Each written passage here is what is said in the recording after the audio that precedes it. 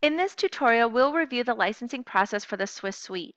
Note that the licensing process is consistent across all of the Swiss Suite applications for Swiss, CICO Swiss, and iSwiss. So far, you've made an agreement with the school to become their Swiss facilitator, you've completed the readiness evaluation, and all the items are now in place. So now it's time to work with the school administrator to complete the license agreement so that you can get it submitted to PBIS apps. There are 4 basic steps in the process. The first step is to download the most recent version of the Swiss Suite license agreement. This doesn't change very often, but unless you've recently downloaded the file, it's best to get a clean copy from pbisapps.org. The next step is to complete the known information such as the school name, the district, the grades, etc. The third step is reviewing the license with the licensee. It's usually a school administrator. Sometimes a legal team needs to review the license as well, but you'll work with the licensee to fill in any information that you don't know, and you'll get their signature. We'll go over all of the form fields in just a moment. Finally, as the facilitator, you sign the form last and submit it to the PBIS apps team. It's important that you're responsible for the form because most errors occur when someone other than the facilitator completes and submits the form. It's important that the license agreement only be completed after readiness is met because your signature as a facilitator is the evidence that you have completed the readiness review and that the school is eligible. It's also documentation that you'll be the assigned facilitator who will provide the training, coaching, technical assistance, and the readiness checks. In some situations, schools might ask whether they need one or multiple accounts. That's because there are some schools that operate differently than what we think of as a traditional elementary, middle, or high school. Sometimes there's a school within a school or a smaller program that shares the campus and maybe even some resources, but functions quite differently. K-8 or K-12 programs might identify as one school, but have different procedures and staff for the little versus the big kids. There might even be a school that has 2 or 3 or 4 different campuses. The question to come back to always is, how many accounts are needed to make good decisions at Tier 1? And there's some considerations. The first consideration is the number of official programs or schools who want to use Swiss. Another consideration is related to the behavior team and the behavior team that's making decisions about the students. Is there one behavior team that's making those decisions, or are there multiple teams that look at the different subsets of students?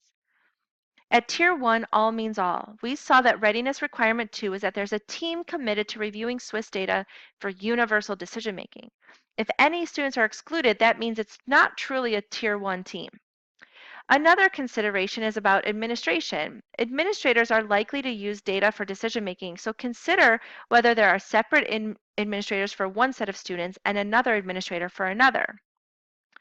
Another consideration in making this decision is around building and campuses. These are important because Swiss data is used to identify the context where problems are occurring.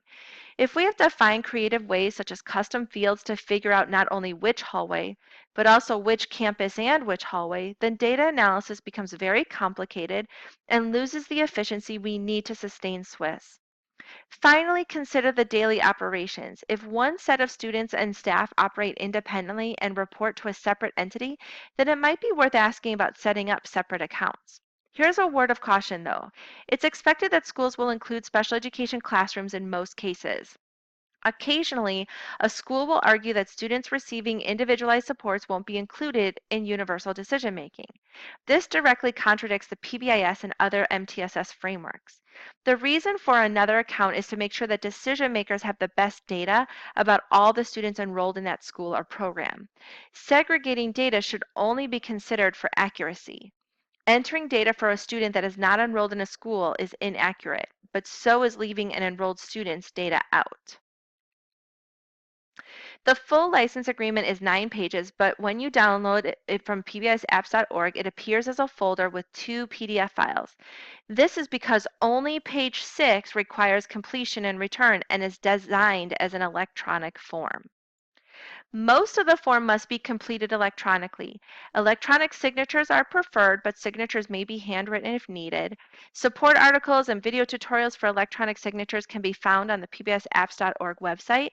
Some users have trouble saving electronically, but most computers allow the form to be printed as a PDF file.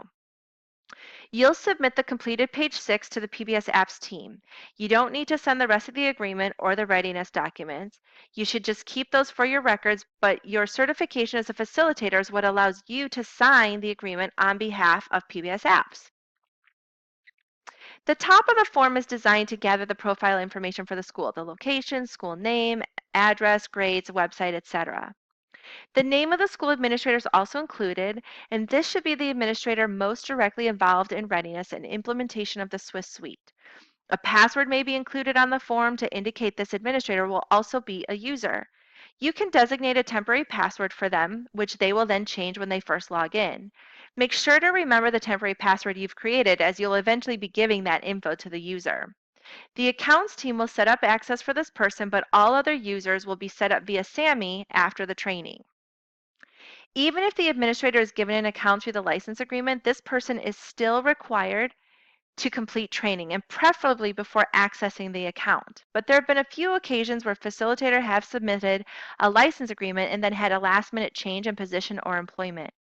These occasions, while few, can be highly frustrating for schools because PBS Apps does not provide direct support to schools or set up users.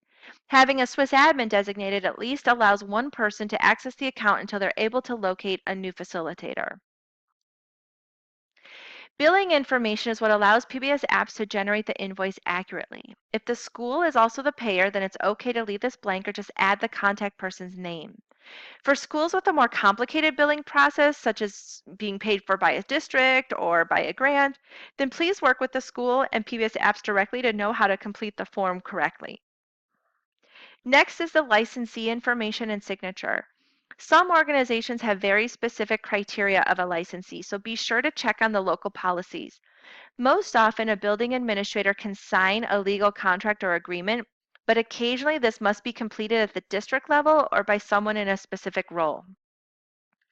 Next is the application choice. A drop-down menu of options is available to choose from. You'll only be able to sign a school up for the application or applications that you are certified for. So for example, if I am a certified Swiss facilitator but have not completed my CICO Swiss facilitator certification, I'll only be able to sign a school up for Swiss application and not CICO Swiss. The next section is the optional data sharing agreement. Because PBS Apps is embedded within a research unit and was designed to support PBS implementation, we highly encourage the licensee to also share the data sharing agreement. This allows data to be copied into a separate database that is used for educational research. There's no personally identifiable information of staff or students that's recorded, only the incident details. Additionally, for schools interested in data integration or districts and states that are scaling up PBS regionally, the data sharing allows for these options. Schools are not required to sign the data sharing, but often down the road, this does become required by the district to allow for higher level aggregation of data through PBIS evaluation, which is another application. If the school's Swiss data will be accessed at the district or regional level for PBS evaluation, the optional data sharing agreement is required. Gathering these signatures at a later date has been a headache for many facilitators as more and more districts and regions are using PBS evaluation. If there's even a chance that the district or regional organization will be using this later, it's best to get this signed now. Signing off on the optional data sharing agreement is a tremendous benefit to the field of educational research and is a requirement if the school's Swiss information will be accessed via PBS evaluation. Again, signing off on this agreement risks nothing. There's no personally identifiable information of staff or students used in the research process or by PBS evaluation. The last section and the very last step of completing the license agreement is your information and signature. Your signature affirms that the school has met readiness and you will be acting as their facilitator. PBIS Apps recommends that documents be sent through email and fax. You're always welcome to submit them through snail mail. That's okay too. We want you to have the fastest, cheapest turnaround on your school setup process. So go ahead and email the document to accounts@pbisapps.org, and we'll process the account in the order it was received. Be sure to allow the 2 weeks turnaround. We can frequently set up the account much faster, but there are times during the year when we just can't get to account setup like we plan.